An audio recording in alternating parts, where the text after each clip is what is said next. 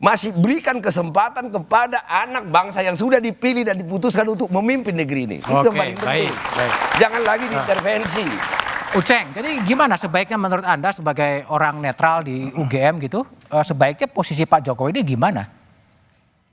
Ya, saya kira seperti layaknya sebuah sistem presidensial, presiden begitu selesai menjabat biasanya harusnya memang pulang.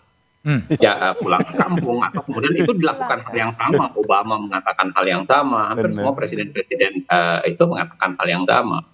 Yang keliru adalah kalau dipaksakan untuk berada di situ, apalagi diimbuhi dengan upaya untuk membangun koalisi besar, jadi semacam tokoh pemersatu untuk membangun koalisi besar. Lalu dibangunlah narasi seakan-akan persatuan itu penting karena kemudian tidak bersatu dan lain sebagainya itu berbahaya. Dan menurut saya ini agak tricky ya menurut saya, karena selama ini yang memecah itu sebenarnya adalah para politisi sendiri.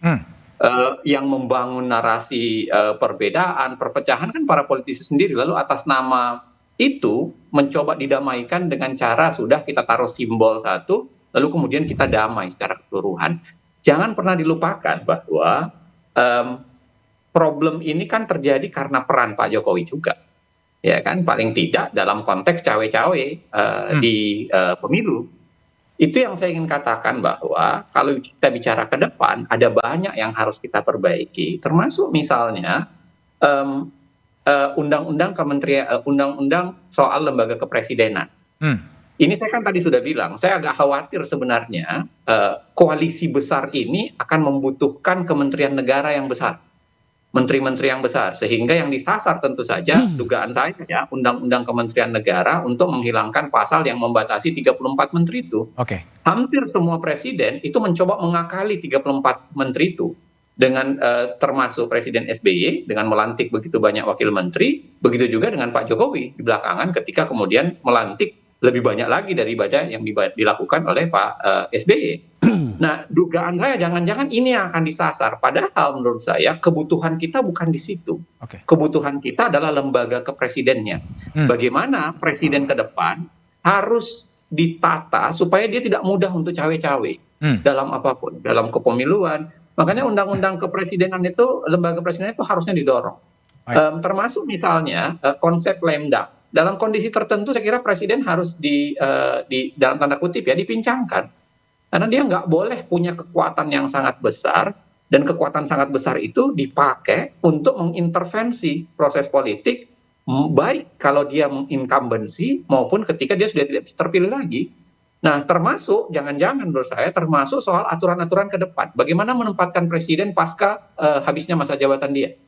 Undang-undang lembaga kepresiden itulah menurut saya yang kebutuhan realnya untuk mengatur dan memperbaiki, salah satunya adalah posisi presiden, termasuk Presiden Jokowi pasca 2024. Baik Uceng, nanti kita lanjutkan. Bang Viva Yoga, jadi ada Uceng mengatakan kalau ini koalisi besar ditampung, tentunya nanti akan membutuhkan banyak kursi menteri, undang-undang kementerian negara kemudian diubah untuk mengadopsi banyaknya menteri yang akan masuk.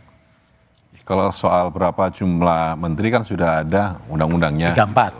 Tapi ada satu hal yang menurut saya penting soal wacana Barisan Nasional ini.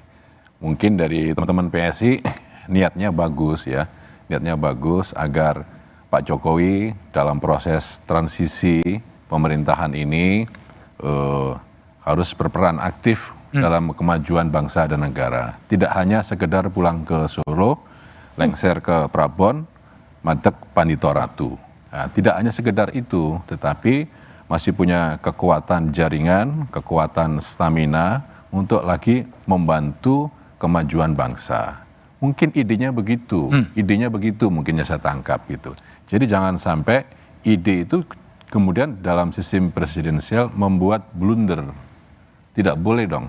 Jadi sistem presidensial itu sudah menjadi bagian yang penting dalam proses pelembagaan demokrasi, dan saya rasa Mas Budiman, Pak Jokowi itu orang yang demokratis.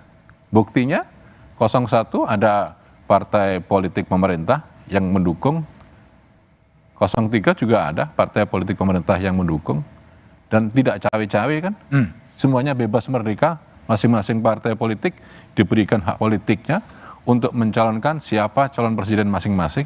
Ada 3 pasang, tidak 1, ya kan? Nah, beberapa hal tentang karakter assassination kepada Pak Presiden Jokowi itu juga menjadi sesuatu yang menurut saya dalam proses politik juga harus perlu dipertanyakan. Oleh karena itu, saya itu menilai presiden itu tidak akan seperti itulah. Pak Presiden itu adalah seorang yang saya faham tentang filosofis Jawa, filosofis pewayangan.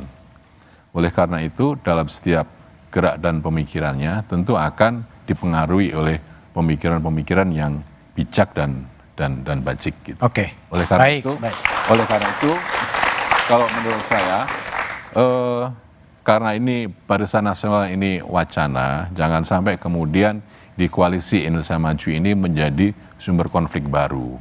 Konflik baru. Iya, tidak boleh.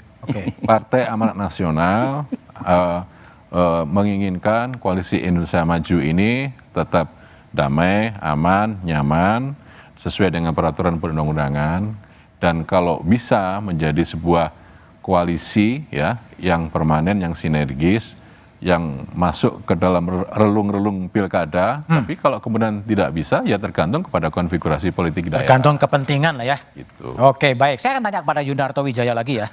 Pak Jokowi itu kan pernah mengatakan setelah selesai ya dia akan pulang ke Solo. Seberapa yakin sih bahwa Anda Pak Jokowi setelah 20 Oktober akan betul pulang ke Solo? Tapi jawabannya setelah jeda berikut ini.